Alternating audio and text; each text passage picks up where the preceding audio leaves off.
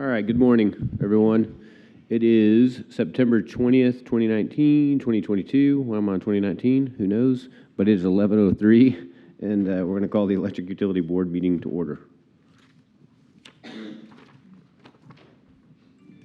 down. It's on his way down. Okay. You want us to wait a second? I'll read through this really slow. Do we have anyone signed up for public comment? No one signed up for public comment today. That was not very slow. You can read poems to us. Do I?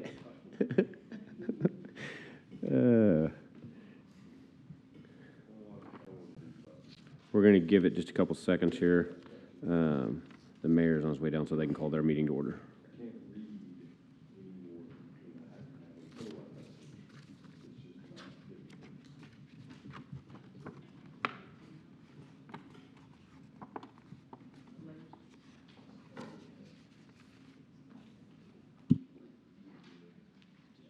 Welcome, Mayor. You were good with you were good with the 18th and now there were those. Yes, Okay. that's correct.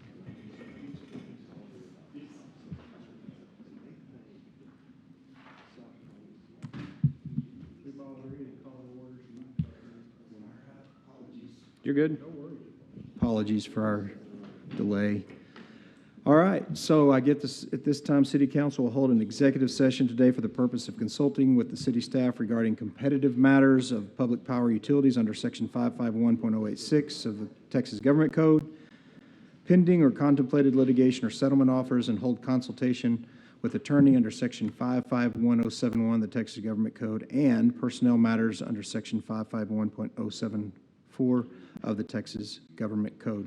With that, I guess we will be in recess. All right. Lubbock Power and Light Board, we are now recessing into executive session in accordance with 1 BTCA Government Code 551.086 on competitive matters of Lubbock Power and Light, 2 BTCA Government Code 551.071, seeking advice of and consultation with Lubbock Power and Light's attorneys on a matter in which the duty of the attorney to the governmental body under the Texas disciplinary rules of professional conduct of the State Bar of Texas clearly conflicts with Chapter 551 of the Government Code, and seeking advice of its attorneys about pending or contemplated litigation or settlement offers.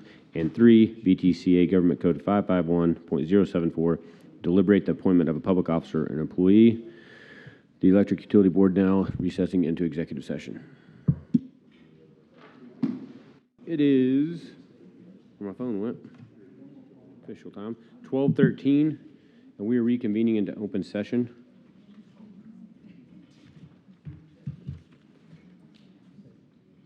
No, y'all are good? Okay. Item 6, we need to approve the minutes from the regular utility board meeting on August 16th, 2022. So moved. Got a motion by Mr. Second. Got a second. All those in favor do so by saying aye.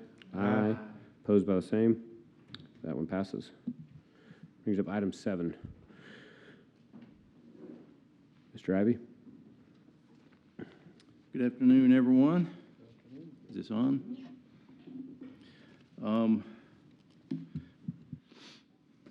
The new fiscal year really marks our ability to start looking forward and trying to get a sense of who it is that we want to be when we grow up at the end of 2023. Things are really going to be changing for us significantly. We're going to be losing a lot of our financial risk by not being in the power supply business, but yet at the same time, we're going to be increasingly taking on more operational risks because we're doing things that we haven't had to do before. We were really under the wing of SPS for a very, very long time, and we're not anymore. We're standing out on our own, and we're at the same table as the big boys and girls, Encore, CenterPoint, TNP, AEP, and all those kinds of folks. So as we get into market more and more, that's going to be true. I think it's page 32 in the agenda packet is where all the metrics and the performance indices start. What I want to do beginning in October is I'm going to apply the Ivy so what factor. A lot of these charts have data in it, but it doesn't necessarily tell you is it good or is it bad, is it performance related, is it anything you even need to care about. So we're going to start tailoring some of those to be more to include the so what factor so that we can say, these are the things that drive our business. These are the things that you all need to be concerned about. And the rest of this stuff is up to us to try to manage the business with. So they're all good and relative information, but not necessarily for you all. So we're going to start tailoring this a little bit different. So hopefully you'll see that and maybe it'll mean something to you. But it's going to be the more high-level stuff that you would expect your board to see and maybe be responsive to, that you know how well we're performing. Again, I'd like for everyone to mark their calendars for another event, and this one almost certainly has not been sent out to you, but October 2nd marks the beginning of Public Power Week, and this is on a national basis where we celebrate public power. So on Sunday, October 2nd, we're going to have a customer appreciation event. That's from 1 to 4 at the Spirit Ranch. I've done this in my past, and it's a lot of fun for everybody, but we basically set up booths or whatever you want to call it so that customers can come out and see what it is that we do. They can see the size of a transformer. They can try on rubber gloves. They can do these kinds of things, and hopefully we'll have arc demonstrations and all kinds of fun stuff to do safely. So Sunday, October 2nd, 1 to 4 at Spirit Ranch will be that one. And then just a general reminder, because I'm not sure all the calendars got marked properly, but October 4th, Tuesday, we're showing 8 to 5. I'm hoping to get everybody out of there shortly after noon if we can. But that's going to be our Electric Utility Board retreat, and the City Council certainly is invited to come participate in that with us. We'll even invite the city manager. Okay, maybe. So please mark your calendar for those two things. And look forward to a good meeting today. At this time, I'd like to invite Chris Sims to come up and continue the dialogue on the strategic planning that we've been doing, the SWOT analysis so far.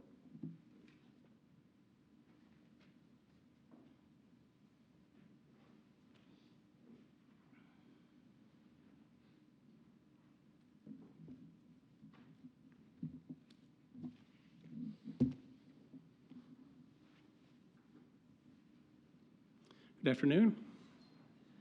Welcome. Continue on. Sure. Continuing on with our strategic planning for the first time in quite a few years, want to give you a brief update as we have now moved into the second phase of the planning. Just as a reminder, the first phase dealt with a SWOT analysis, and the second phase deals with a TOES analysis. And like Joel said, as we're growing up, we're growing different. And just to remind everyone that this is one of the largest operational business model changes for Lubbock Power and Light in over 100 years of what we've done and what we plan to do. And with the strategic planning analysis, we've identified our strengths, weaknesses, opportunities, and threats. And now we want to look to see how we can use internal strengths to maximize our external opportunities, reduce internal weaknesses to develop external opportunities, use internal strengths to reduce external threats, and reduce internal weaknesses to avoid external threats. Just a quick reminder on the schedule for the strategic planning for 2022. We hope to close out this second phase of our TOES analysis, primarily being conducted via survey on September the 29th, so we can have all the surveys back in and have the analysis performed ready for the October the 4th meeting that Joel also referred to. Just a little recap to help frame up the TOES analysis.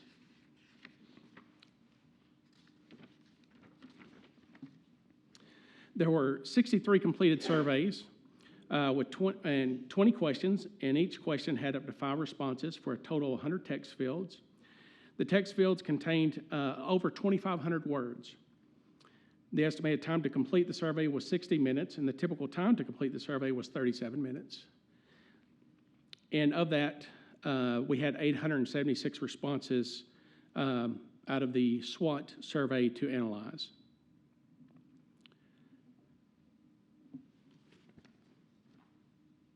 As part of the analysis, looking at the 2,500 words,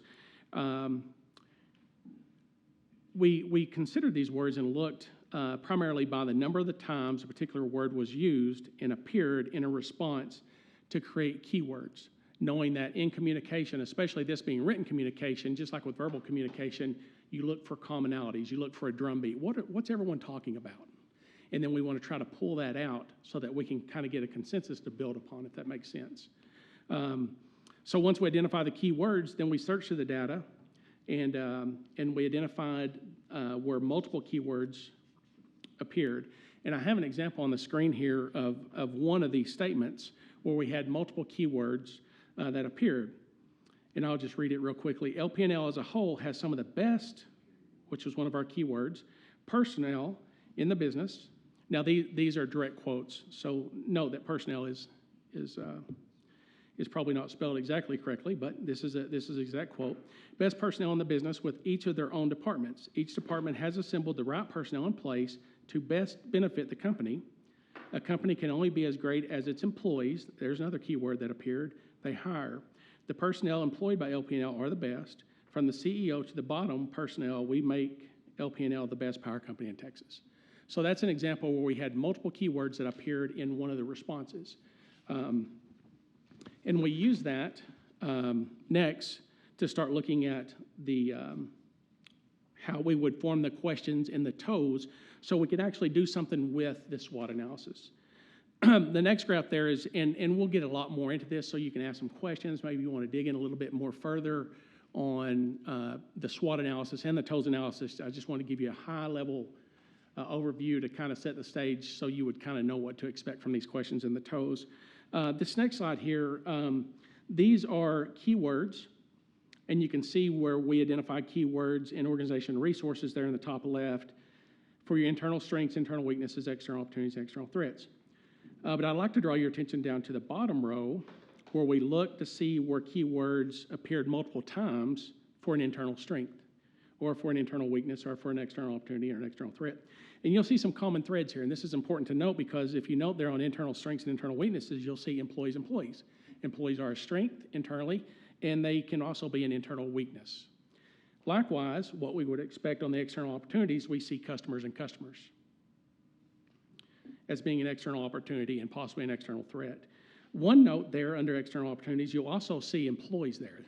That's exciting because the folks that responded to the SWOT analysis in some of the responses identified that employees were an external opportunity, and that means there are things out there that we can identify to further provide opportunities for the employees. So that was interesting. Another thing you'll note there is safety being almost across the board. You'll see safety listed as internal strength, internal weakness, external opportunity. We kind of expect that in this industry.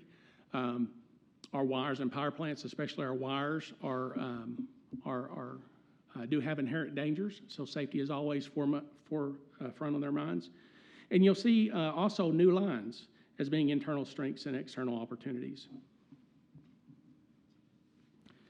So as we've now moved into the TOES survey to determine what we'll do with the SWOT analysis, as of 9/16, we had 21 completed surveys. We started a couple weeks ago. The survey consists of 45 questions with one response for a total of 45 text fields. And right now, we're estimating the time to complete the survey is 34 minutes. But up till now, the typical time to complete the survey is about 1 hour. So when you look at the paper survey you have in front of you, you might set aside maybe an hour. And to me, that's good. That means people are putting a little bit more thought into what we will do to act on something after they've identified what's an issue or what could be an opportunity. So there's the folks that are completing the surveys are spending a little bit more time.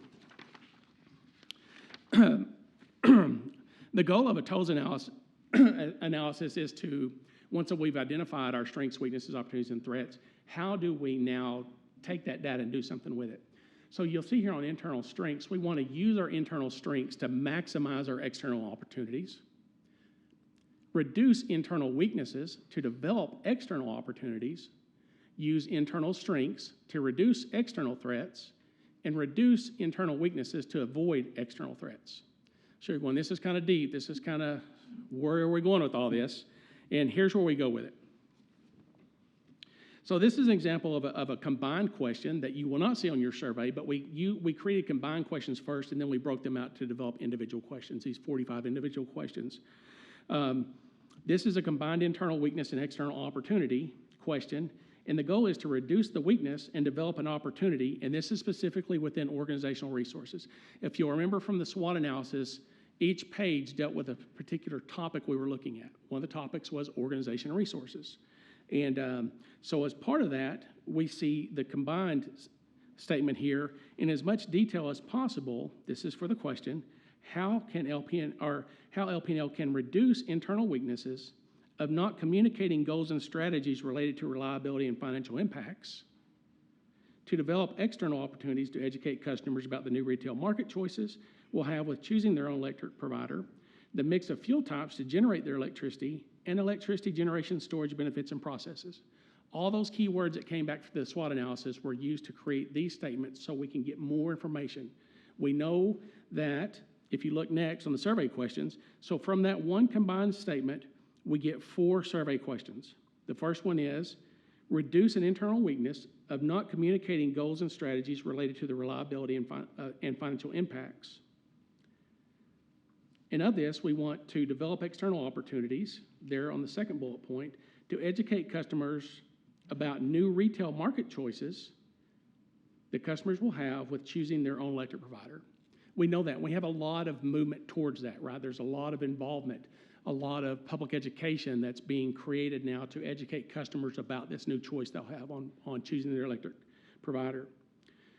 The next bullet point is develop an external opportunity to educate customers about the mix of fuel types used to generate their electricity. So you're thinking, how does this apply? Well, this applies to one of the biggest issues we have right now, and one of the items that's going to be on the agenda today, and that is the rising cost of natural gas. Well, we as a generator of electricity only use natural gas with Lubbock Power and Light, right?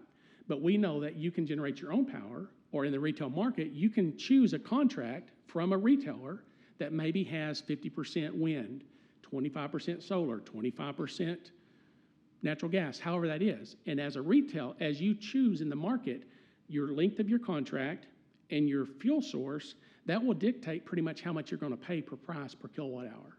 So we want to educate our customers that you do want to be aware of when you choose these retailers of what fuel source you want them to provide you in your contract, because it will determine how much you're going to pay in your price per kilowatt hour. And then the last one here, develop external opportunities to educate our customers about electricity generation, storage benefits, and processes. So one of the things that we're seeing, and you've been briefed on this in the past, is the rise of renewable energies what our customers are using at home or in their businesses, primarily solar. There are other renewable energy sources, and customers can have them and install them, and it can benefit the customers and us.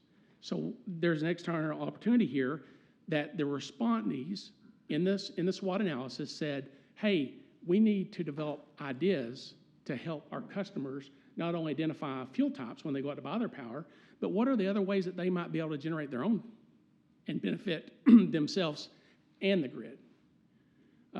So I think as you look at the questions on the TOES analysis, hopefully this brief overview will give you some kind of framework into why we're asking these particular types of questions, and know that they are a result of the responses from the SWOT analysis. Like we've done before, we gave you a paper copy to fill out. And we would like to, for you to consider, Mr. Chairman, a possible meeting between September the 29th, when we'd like to close the TOES analysis, and today, so that we can receive your TOES surveys. Does that make sense? So a chance for you to come back and give them back to us, the actual paper copies. We can't just drop them off. Those would need to be returned and a review. Why? We can retreat to executive session if we need to on advice and counsel. If we're just dropping off the homework, can we just bring it by the office and just like, I'm looking at my calendar and I'm not going to be here for the following week, so. I'm not either.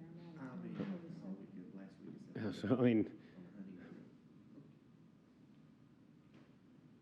And maybe that's to be determined in the future with some discussions on when that meeting might look, on whether it's just an open where everyone comes, we call the meeting together, turn in the surveys and then leave, or how that might be accomplished outside this meeting. today's the 20th, and then I've got a conference 27th through 28th, and then I'm out those following 2 days on a fishing trip. You don't need to do that. That bleeds right up to the 29th, so that's why. Is it online? Can we do it online? It's within the legal framework. Sounds like I just Remember saved how y'all we- some homework. Yes, sir. Remember how we did the SWOT analysis where we had a special meeting at the first to explain kind of what was to be expected, then we turned them in the next board meeting? So that we didn't have to call a special board meeting just for you to get them like you're getting today. We opted just to give them out to you at this board meeting and then see if there's an I thought, though, opportunity. that meeting was like to go over it, and then, I mean, I figure if we fill this out, we're not all together. I don't know why we can't just drop it off. I don't understand the, Can we just bring it on the 4th, around the 4th, that's the, yeah. the meeting day? Yeah. Can we mail it? It's gonna be brought back in an open session. That's the issue. Okay. I leave tomorrow and I'll be back the 2nd. So I guess just bring it to 4th. Is that good with everyone? On So the, if you're not gonna be here the 4th. I'm sorry, I'm just trying to. no, that's a stay good within- question, yeah. Let's, I'm just trying to stay within the framework. You're saying we can't bring it back to this office and hand it to you personally. That's verboten. That is correct. I don't want to waive any privilege, so I'm limited in what I can say in this forum. So can I, if that's only applicable to Ms. Stafford, can I follow up with you after the meeting? Yeah, I think everyone else plans on being there the 4th, correct? Well, besides Butch, we're not sure on, but I think Butch plans on it, so y'all get together on that one, and that'd be the only one. We'll bring ours on the 4th. We With that- will look what we can do. So all the surveys that were turned in, we put them all in the box so that they'd all be anonymous. So with the survey, turning the surveys in on the 4th, when we get there, we may have to try to do some crunching to get your data in so that we don't miss anything, if that makes sense. So we will go ahead and complete the analysis, and then as soon as you turn those in, we'll work as hard as we can to make sure that we don't leave anything out as we present to them. And I might enlist some help while I go through the SWOT analysis to make sure we get your toes in so we can present those. Because remember, the goal was for each one of our 5 categories, we want to identify the top 3. This is our first one. We don't want to try to fix everything or identify all the opportunities or all the strengths or all the weaknesses, but we want to identify the top 3 in each one of those 5. And we might even narrow it down to maybe the top 5 overall. And that'll be, of course, to your prerogative on kind of setting that goal for us on the strategic planning. But we will, whatever y'all can accomplish, we will work hard to try to make sure everything's brought in. Okay. And just so you know, for the employees, there is an online survey. But because of some of the legal parameters that, of course, Jenny's looking at, those discussions were finalized that we needed to give you the hard copies and not an online survey. Questions or comments? All right, have it completed on the 4th, or by the 4th. Thank you, Mr. Sims. Does that finish up item 7? Yes. All right, item 8 is, looks like Joe is, That's, item 9. oh, item 9, sorry, finished up item 8. Item 9, Joe. Financial and capital statements, financial options, audits, financial policies, et al. Yeah, I think agenda item number 9 is the 23 proposed budget changes. There was minimal changes from what the board approved on the July 19th meeting to what the final council adopted. But I just wanted to make you aware where there were minimal changes, like I said. But I wanted to let y'all know that, we proposed a 5.5% increase, cost of living adjustment, merit increase, and our proposed to the EUB, and it ended up being a 5% increase overall. So this kind of breaks it down. Of course, they did the same scale, which is, I think, very beneficial to our employees. So the lower pay grades got the higher percentage raise of 8%. So you can see we had 96 of those employees, followed by a 6.75% increase for the pay grade of 117 through 121 and 49 employees, and so on. So you can see that the total of 348 employees we had. So it's a scale down. So the higher end pay grades got a lower rate on lower increase. And so the other change that we had was the demand cap and the tariff was reduced from 25 to 21 hours. So 263 customers were affected this year. All that means is, we subsidized that demand cap. It was supposed to be incremented phase 20% every year. So this year, it went down from 25, 21. So I do want to make sure that you all know that, once the transition to the retail competition, we will no longer be able to help subsidize this demand cap anymore. The customer, the commercial customer will be paying the full demand that they use now. So this was a transition for us to slowly get to that point, but as we transition to retail competition, they will be paying the full demand prices that they actually consume. So that was it. Like I said, minimal changes, but like I said, we want to make the EUB aware of the changes from proposed to final. So the 5% proposed was decreased to 5.5%? That's it? Yes, Okay. that's correct. Questions? All right, thanks, Joe. Item 10, power cost recovery factor.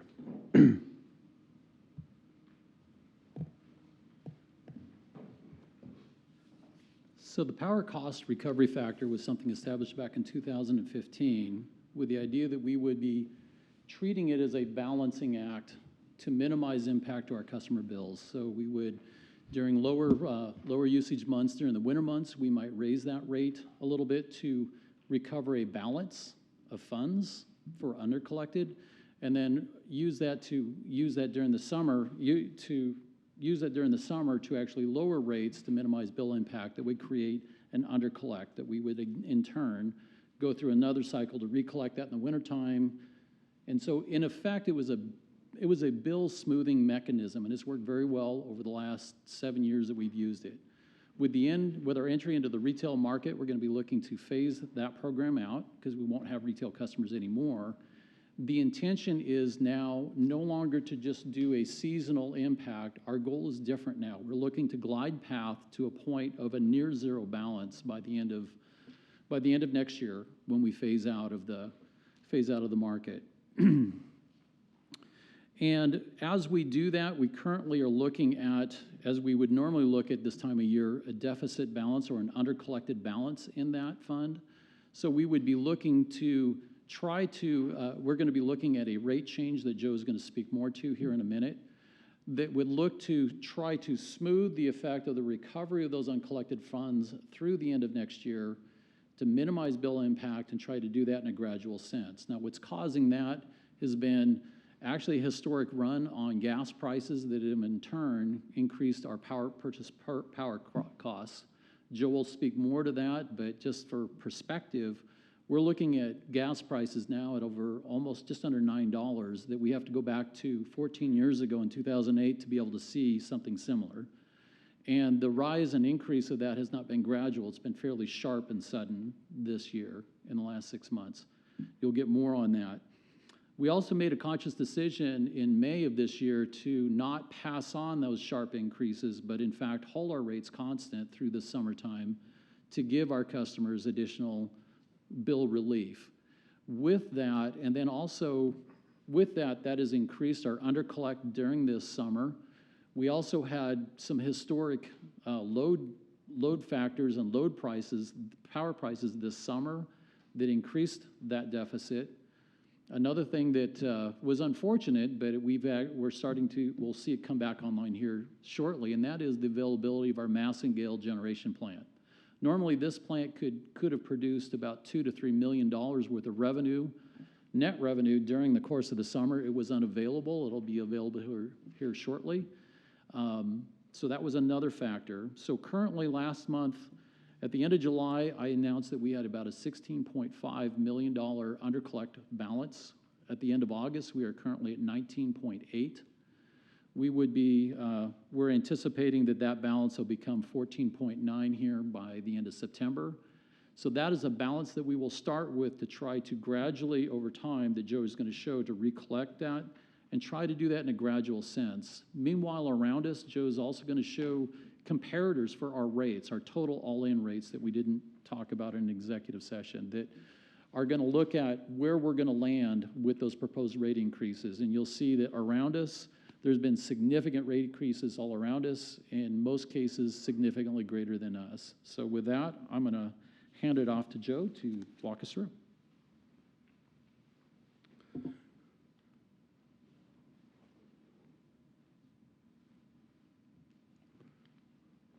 Yeah, so I just wanted to piggyback on what Mr. Harvey Hall said.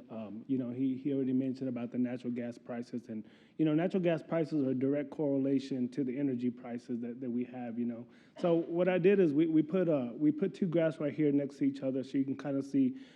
We go back to the PCRF when we started in 2015 versus the daily natural gas price index prices. So you can see they correlate with each other. You know, as Harvey mentioned, you know, we're seeing $8.70 natural gas current prices right now. And, you know, we have seen these prices before, but, you know, it's been 14 years ago. So historically, we forget that prices were this elevated at one time. But we're getting back to those elevated prices, and they seem to hold on to at least May of 2023. So that's not something that we're getting away from. We're staying in the $7 to $8 range for those prices on there. So, and I just wanted to reiterate that, you know, the PCRF, the power cost recovery factor, is a direct pass-through to our customers. There's no markup on these costs. Whatever we pay for energy and demand in the market is what we pass on to the customer. The portion of the bill that we can't control, our base rates and service availability charge, we've been able to hold those rates flat since 2017. So that's 5 years going that we've been able to control those costs. These are strictly market-driven prices that we have to pass on to the customer, unfortunately. So with that being said, there is, like Harvey said, we plan to be 14.9 million undercollected through the summer season.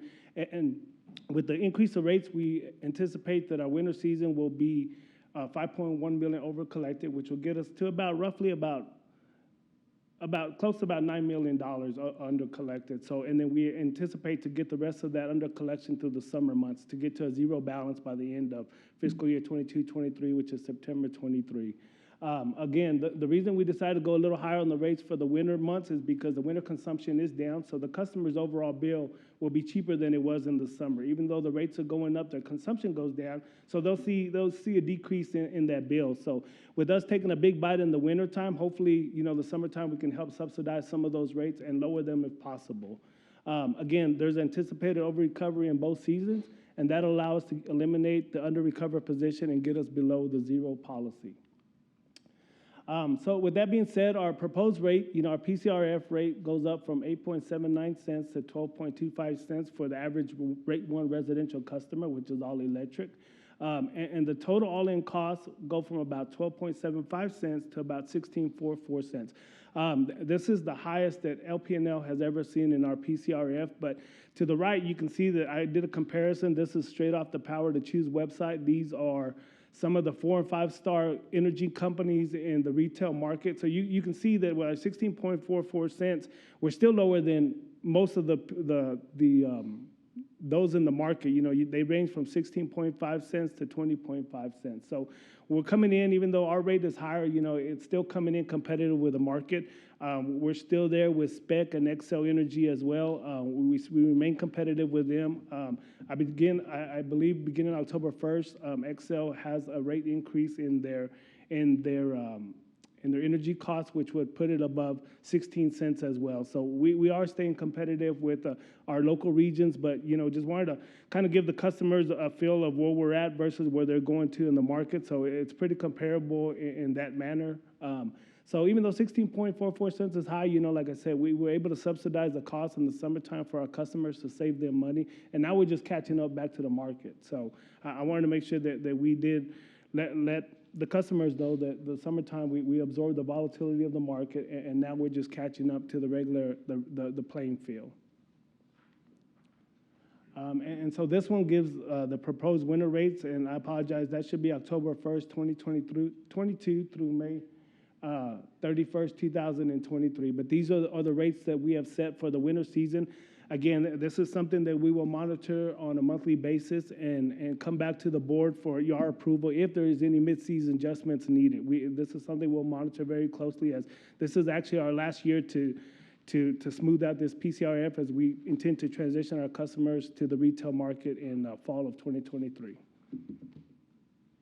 Any questions? Questions? Ms. Stafford?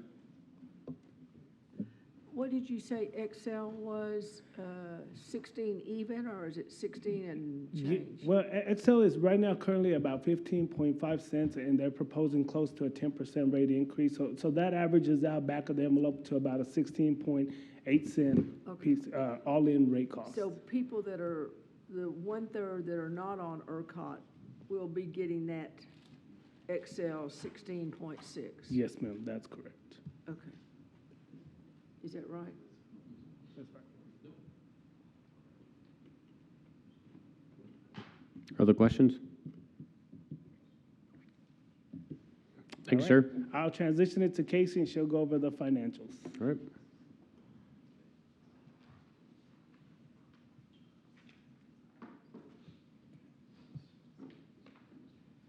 Welcome. Hello. Okay, I'll be going over our July financials with y'all today. And we'll start with our balance sheet and our cash flows. So we do see a decrease of about $9.3 million in our cash flows from last month, or in our cash from last month. If you look at our cash flows, the majority of that is going to be CIP spending, which most of will be refunded by bonds in August. We'll see that in the August cash flows. And then also we have a negative $3.1 million in our cash flows from investing activities. And this is going to be a result of a drawdown error that was made in a previous month that had to be corrected. So we drew down too much, we had to give it back. Our AR, you can see, has gone up significantly since last month. So part of that is the higher billing that we've had, in the month of July. And then the other part is our metered revenue accrual that I explained to y'all last month. Usually runs about $7 or $8 million. For the month of July, it was $16 million. So we accrue that first through 15 days of August back into July. I can tell y'all that I have pulled some numbers from August, and this is really just a timing of things hitting the financials kind of all at once. August does look much more back to normal. And then in our deferred expenses, you can see it did increase to $16 million, and that's going to be because our July purchase power invoices came in about $13 million higher than they did in June. The change in our liabilities as well, you can see it's $13 million. That's also going to be from our July purchase power invoices. Okay. And then, as y'all remember last month, I added some financial ratios to the bottom here just to kind of show our current financial position. So in our operating ratio, we do see a slight increase over last month, although we are still under industry standards. So what that ratio is telling us is that for every dollar we earn, we're spending 78 cents in expenses. So, our purchase power expenses did go up in July, so that's why we're seeing that increase. In our current ratio, we're going to see a decrease, and that's going to be because our liabilities went up because of the purchase power invoices. So our assets went up, but our liabilities did as well. So what that ratio is telling us is for every dollar we have in liabilities, we can cover with our current assets about 2.5 times. And then last, we have our debt to total asset ratio, and that did decrease from last month, and that's because our assets went up last month, but our debt stayed the same, so we're going to see a small decrease there.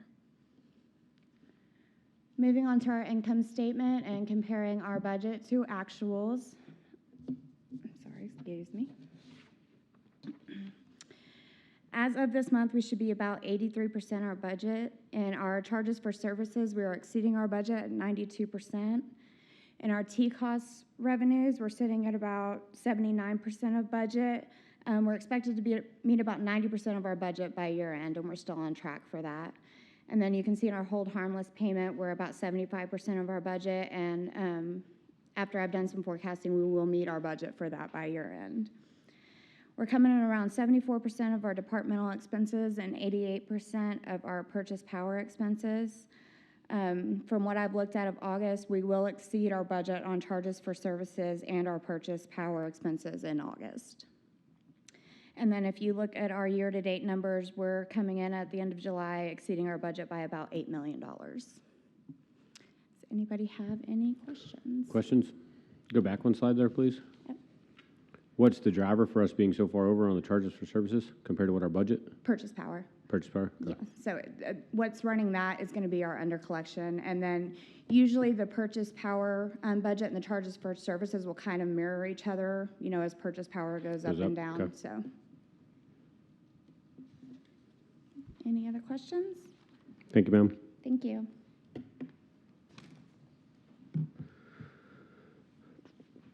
brings us to item 11, presentation discussion, updates on the transition to retail customer choice for Lubbock. I think Jamie, right? Hi. Boom. Hi, everybody. Hello, hello. So a quick update on what we're doing with the Move to Market project. As I've shown you before, we do have a couple areas that are in our yellow-orange to watch. That includes some of the things that are outside of our control completely, such as approval by PUC, things that are happening in the market, getting final numbers from the pro forma tariff, as well as the discretionary charges. When it comes to the interfaces, we're still working through some of the interface design documents for outage management. The outage management piece is a required notification within the market, so we're working through that as well. We still have not been able to hire an additional trainer, so our trainer is still doing double duty.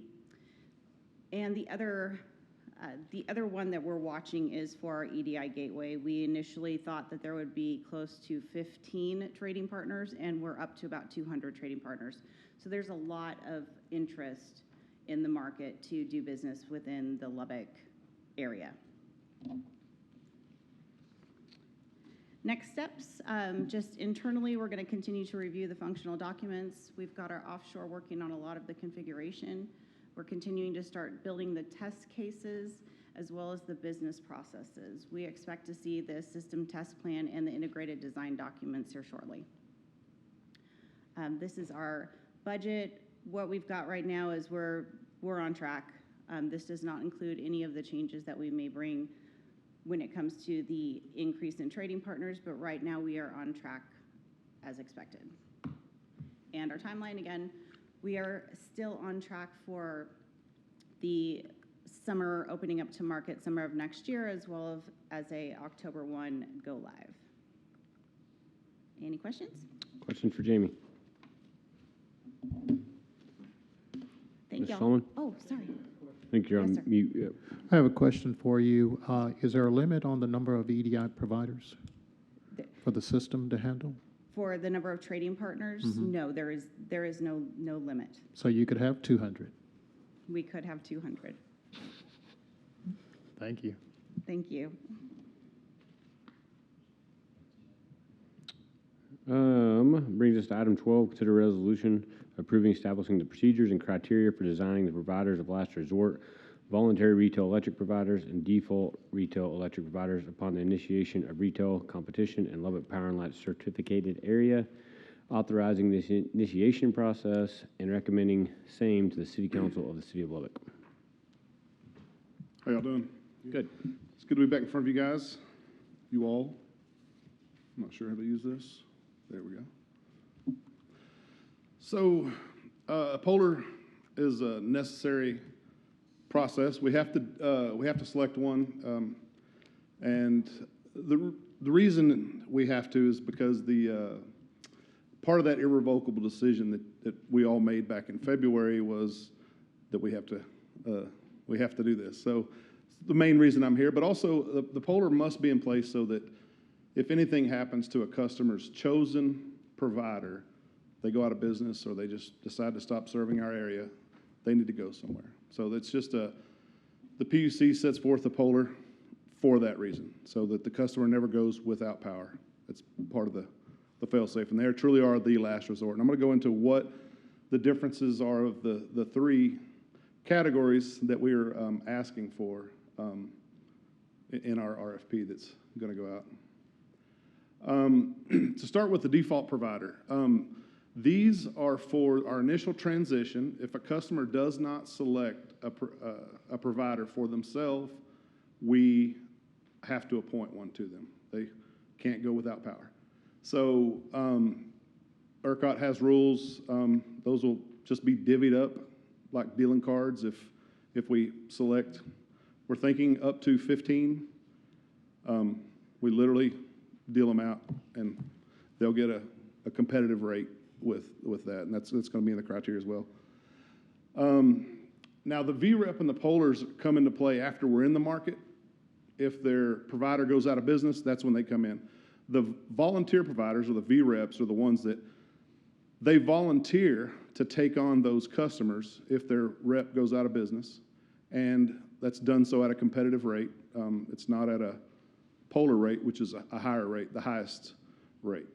So that's in place so that people don't have to go to the Polar. And then the Polar is truly the last resort. If somebody's rep goes out of business or chooses to stop being a rep, this is the catch-all.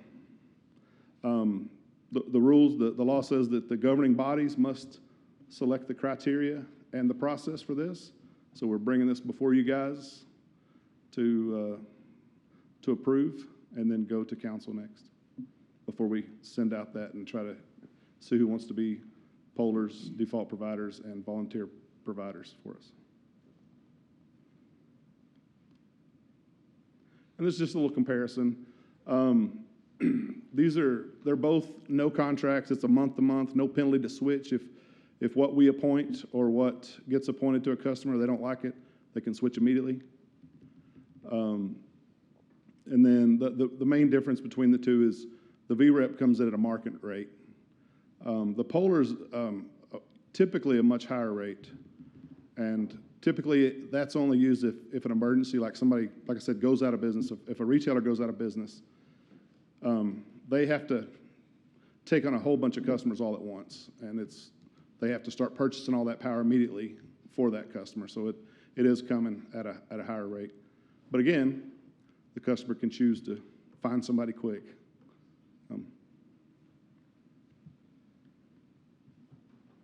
Any questions? Questions for Michael? Yes, ma'am. Ms. Stafford. So the process would be, during a period of time next summer or next fall, someone can choose who they want. That's correct. And there'll be, I'm assuming, some window of when you got to choose them by X date. That's right. And then if they don't make a choice, they just say, man, I don't know which one to do, then that goes into the default. And there's going to be a group of people, group of REPs in that you'll just go eeny, meeny, miny, mo. You'll just, say this customer gets this one, and you just go down the line assigning them. Is that correct? That is correct. And For each customer class, residentials will have theirs, and then large non-residentials will have theirs, but right. yes. So the public will have a chance to choose their provider. That's absolutely correct. That'll be their first phase of this. Yes. Then if they don't, they'll get this default one, and they can move out of that default into somebody of their choice on a month-to-month basis. Is that correct? They will be with the default on a month-to-month basis. Once they select a rep of their choice, it'll be whatever contract they choose with their rep and whatever product package that rep really offers. kind of three pools that people can be in. Something I chose, that's the pool I want to go into. That's right. And here's one I don't want to choose, so I'm just assigned. Right. And that assigned pool, let's say in 2 months you say, yeah, I want this person, or you can get out of that one. Yes. And the Polars when whoever are out of business and they automatically go to that. Yes. So this is confusing, but I think you're right. There's really not a difference per se between the volunteer rep and the Polar. It's the most significant thing to take is default provider is only used for initial transition.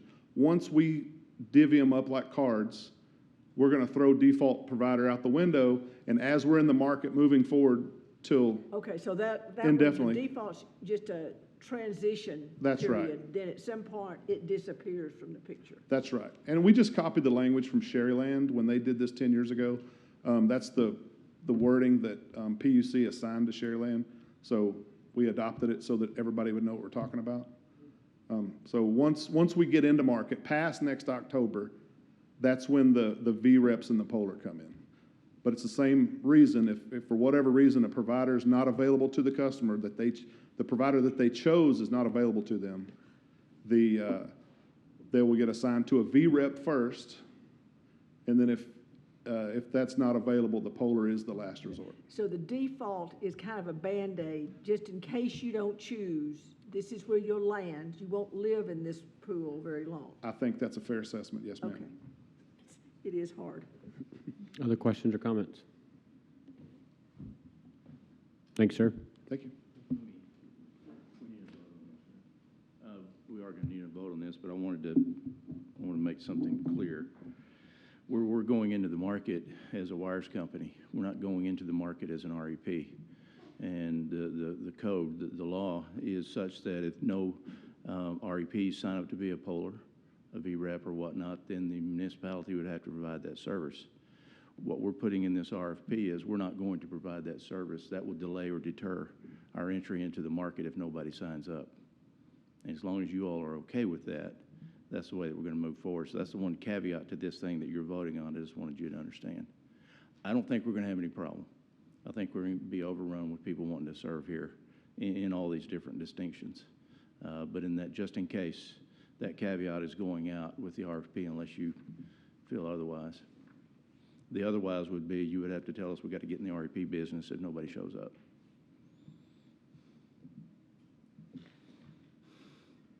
And I would ask that you don't do that, personally. The risk associated with that is too great. So, Mr. Chairman, this would be up for a vote then to approve the criteria for selecting the poller VREP to DREP. Does anybody have any questions or comments before we hold that vote on that note? If not, I'll entertain a motion to approve the resolution establishing the procedures for the poller, item 12. So moved. Have a motion, need a second? Second. Any further discussion? If not, all those in favor do so by saying aye. Aye. Opposed by the same? Motion carries. Thank you.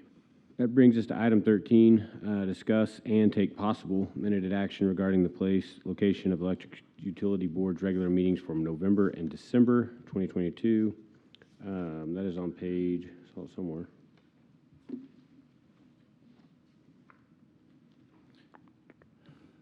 Page,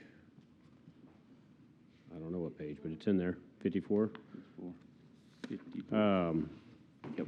The two possible dates there are, I was making sure they actually lined up, November 18th or November 29th for November, and then December 16th or December 19th for December. So I'd say y'all look at y'all's calendars. We'll look at November. Mr. Davis sent an email stating he'd be gone to this one and that either of the dates worked for him. So November 18th or November 29th, sorry.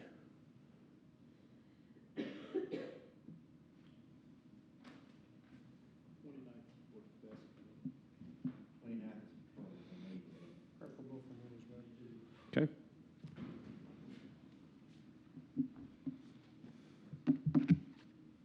Ms. Stafford? Yeah, the 29th it works. Okay. What about December 16th or December 16th or December 19th? Either of those work for me. December 16th is a Friday and December 19th is a Monday. I prefer 19, being Monday. Okay. That works. Ladies? 19th is okay for you. All right. Well, then I would suggest that we do take, not the possible, but do take minute action. So I need to entertain a motion So moved. for the November 29th and December 19th meetings. Have a motion by Ms. Stafford. Have a second. All those in favor do so by saying aye. Aye. Opposed by the same. It's approved. Mr. Chairman, before we move to the last, or to consent, we were remiss. We had an announcement we needed to make, and I wanted Mr. Hall to step up and make that announcement. It's a happy announcement. So back on item number 7 for personnel. From time to time as a manager, it's a real pleasure to recognize employees who have stepped up and have gone the extra mile, and to know that they are no longer operating at the level they've been in the past. They are now operating at another level. And with that comes recognition for putting them properly in a new title. I have 2 such employees. One is Cheyenne Goodman, if you'd stand up, reports to the purchasing manager, Mr. Felix Orta. She has passed her certification, state certification for purchasing. I know that there's a specific acronym for that. I don't have that. But it's a tremendous achievement. She's come to us from customer service, so thank you, customer service. She's been an outstanding employee, a great asset for our purchasing. As you know, purchasing is a challenging time right now with supply chain issues. She's been a tremendous add. So she's moving from a buyer 1 to a buyer 2, and that was effective here August 27th. So thank you so much. Congratulations. And I got one more. So if Mr. Joe Jimenez would stand up. Good-looking Joe. Joe has, so Joe, during the interim between Andy and I coming on as CFO, stepped up. He was the interim CFO, stepped into a role and took on additional duties. He already has an extremely busy schedule. He took on additional duties. He carried the LP&L through a very challenging time and a time of transition, and he got to help get a new CFO on board, so he was very patient with that. His responsibilities have increased during this time, so we are, in recognition of that, promoting him from manager of financial analysis and planning to director of financial analysis and planning. It's a well-deserved move, and Mr. Joe Jimenez. Congratulations, Joe.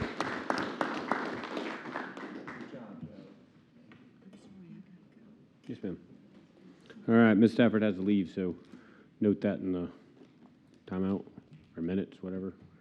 All right. Any other items before we get to the consent agenda items? The consent agenda has items 14 through 22. If any of those would like to be pulled separately, please entertain a motion for that. Well, Chairman, I would like for us to pull 19, 20, and 21 and get more clarification on those.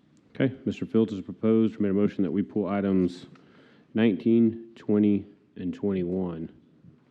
Just one member can pull from consent, so you don't necessarily need a motion in a second. Oh, So you perfect. can pull those items and then vote on the remainder of consent. Okay. We will pull items 19, 20, and 21, so I will entertain a motion for items 14, 15, 16, 17, 18, and 22. Have a motion, I need a second. Second. Have a second. All those in favor, do so by saying aye. Aye. Opposed by the same. No one carries. All right, that will take us to item 19. Mr. Ivy? Oh. Felix, welcome. How y'all doing today? Awesome. So we'll start with item 19. This is an invitation to bid 7182-22-ELD. This is for residential street poles. The purpose of this bid was to purchase residential street poles necessary to support for continued growth and development in the city of Lubbock. These poles will replenish LP&L stock at the city warehouse. And then you'll notice in here, this will be charged to various capital projects. Total for this bid came in at $584,168. We did receive 4 bids for this. The first one provided was KBS, and they were not quoted as specified. They provided an alternate that we did not accept. And then we went with the low bid from Techline out of Amarillo, Texas. Questions, Mr. Fields? Yes, my question is, are we anticipating this covering for 6 months, 12 months? What does this purchase cover? This will be a 1-year purchase. 1 year? Yes, sir. Okay. Further questions or comments? We need to do these individually? Yes. Okay. With no other questions or comments, I'll entertain a motion for item 19. So moved. Have a motion, need a second? Second. Have a second. All those in favor do so by saying aye. Aye. Opposed by the same. Carries. Item 20. Yes, this is a request for proposal. This is a public works bid for McDonald's substation construction services.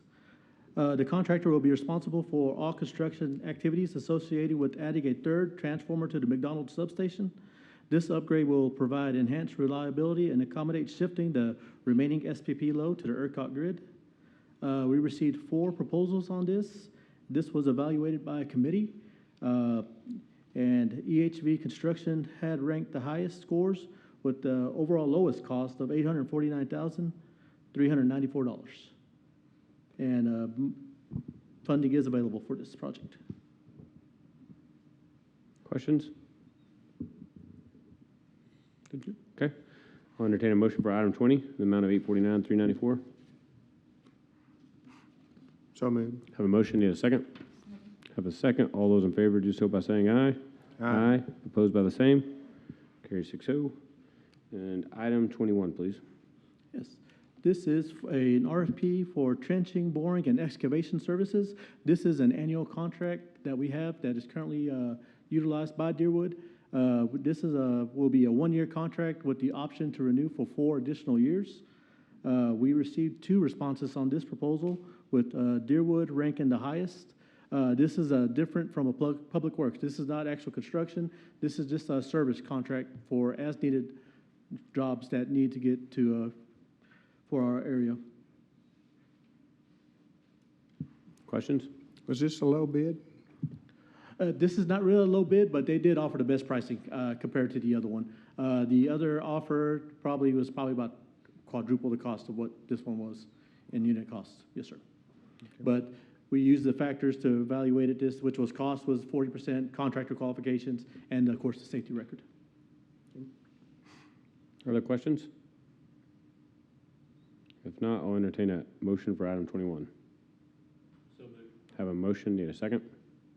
Second. Have a second. All those in favor do so by saying aye. Aye. Opposed by the same?